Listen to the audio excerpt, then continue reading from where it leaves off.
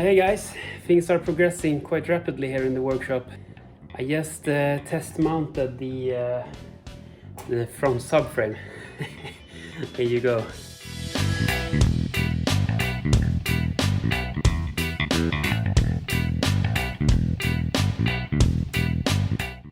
Everything fits. It's quite amazing how much work I've been putting into this, and now it's actually mounted, at least temporarily, inside the car.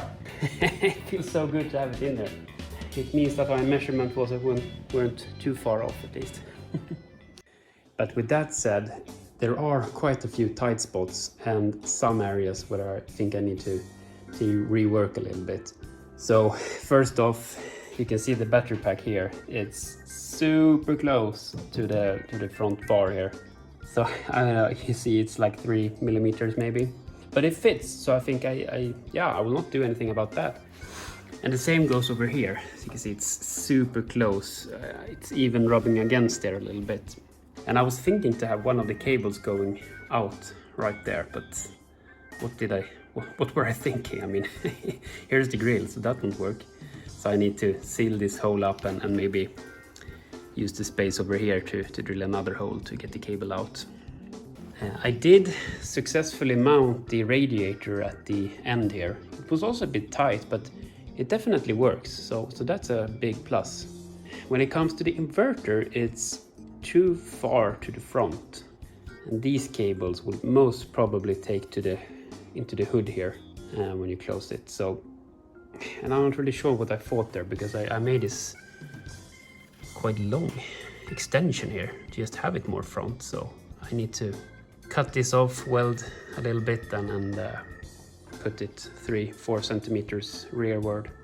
You can see the boxes to the left here. This one will be a high voltage box, so I will take power here from the inverter. It's actually splitting the power there, and now it's going into this box. From this box I will take power to the DC-DC and the OBC, and in the future as well, if I'm gonna use fast charging, I can take power from this box here.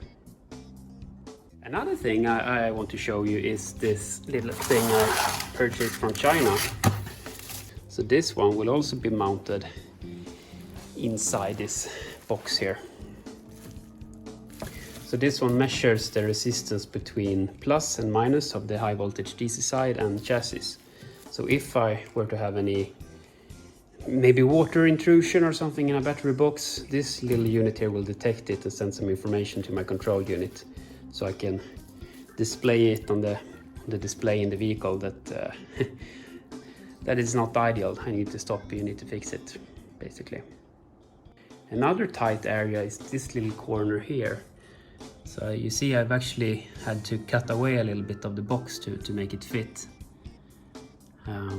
But that works out, so no worries. And as I calculated as well, you can see the battery cable coming out of this box here in this little narrow space here. So I mean, that's pretty much sums it up how it is to work with this mini car. Everything's super small, so you need to utilize every little bit of cubic centimeter you can find. I like to show you this little area here as well.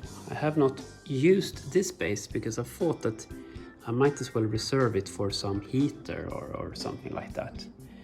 So you actually have like 12 centimeters in width here, maybe like 50 centimeters or something in depth. So there's quite a lot of volume to use for something like a heater or something for the cabin air. But I will pause that a little bit and focus on getting the thing moving. So heat in the cabin, that's definitely a prio 2 or 3 or even 4. I've also done a lot of mechanical work on the suspension and on the brake system of the car. So this is how it looks now. So I've at least temporarily installed the discs here and the brake caliper, and it's really nice golden color. I hope it stays that way because it looks really great. I've also fixed up the upper arm here. The lower arm is also painted, but it became black. And the tie rod here as well has been painted. So That looks neat. You have the new rubber cones, you have the high-low in there. And I'm not sure if it's easy to see here, but it looks like the drive shafts will align quite nicely through the hole. You can see the round thing there, that's the differential. That's where the drive shaft will come out of the end motor. I think that will work out. I'm really happy about that. So that's something for the future, maybe not too far future, to actually measure a little bit of these drive shafts and order a new one. And here's the other side as well. I haven't mounted the brake caliper yet. Yeah, you can see the components here as well, looks nice. One thing I was a bit worried about was because I had to cut away a little bit of the rear of the front subframe here to make the motor come a little bit further back. So you can see about this angle is where the steering rack will sit. So it doesn't look like the motor will interfere with the steering rack, as I was a bit worried about. So I think it comes through there quite nicely. For the inside of the car, I have at least temporarily installed the throttle pedal. So I made some brackets and so on, and there it sits. One thing that is not ideal is that you see the angle of which you apply pressure to the throttle pedal is in this direction, and the brake pedal has a quite other direction, so it doesn't feel super natural switching between brake pedal and throttle pedal as it is right now. But it is mounted sturdy, so I think I will keep it here to begin with, and if I feel that, I mean, it doesn't feel good, I can definitely make some new brackets and mount it in some other way. So let's move to the back here. I've cleaned up the trunk a little bit, remove all the brackets for the fuel tank. So now you can see a little bit what space we have to work with. When I pull up the ruler and measure a little bit, I realized that I cannot really mount 4 modules side by side at the bottom here. It's just too narrow, so you cannot really extend any further to the right than this, and pretty much here on the left hand side, and for front and back you cannot really extend anything further than the battery box here, and not much rearward of this one either. I will probably mount 2 large modules and 1 small module on the bottom level here.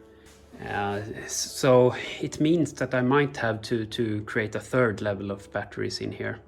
But I don't think the last word has not been said yet regarding that. I need to calculate a little bit and see how many modules I actually need to put in the car. Because what defines that is the voltage. So I need to have at least 200 volts, even though the battery is depleted.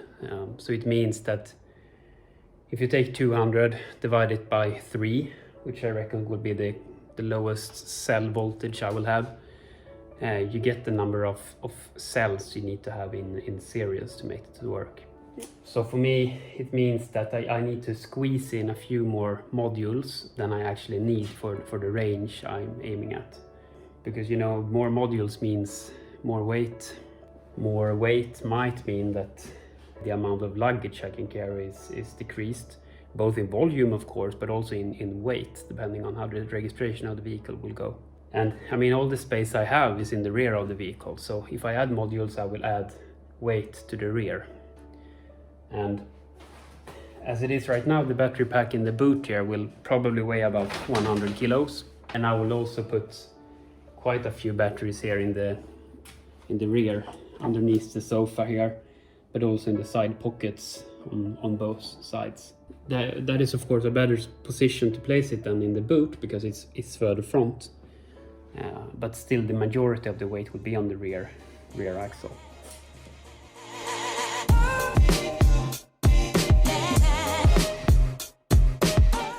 So for the next step, it's time to remove all of this again.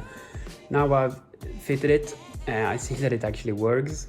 I see that I have space enough for brake canister here as well. I have quite a lot of space to work with. I mean, it's a lot of volume here I haven't really utilized. I mean, it's not enough to mount any more batteries, I guess, but I reckon it will be a lot of other components I need to fit future on. But also if I want some heating for the cabin. So yeah, I need to remove this subframe again. and I need to clean it up. As you see, I mean, it looks really nasty. Yeah, I've cleaned it a little bit, but it looks very rough. And I've actually purchased some yellow color here as well. You can see I tried out the color here, so it's not a 1-to-1 match with the original paint here. But the thing is that the car has been repainted like 4 years ago, and I think this color here, it's not too far off from that color.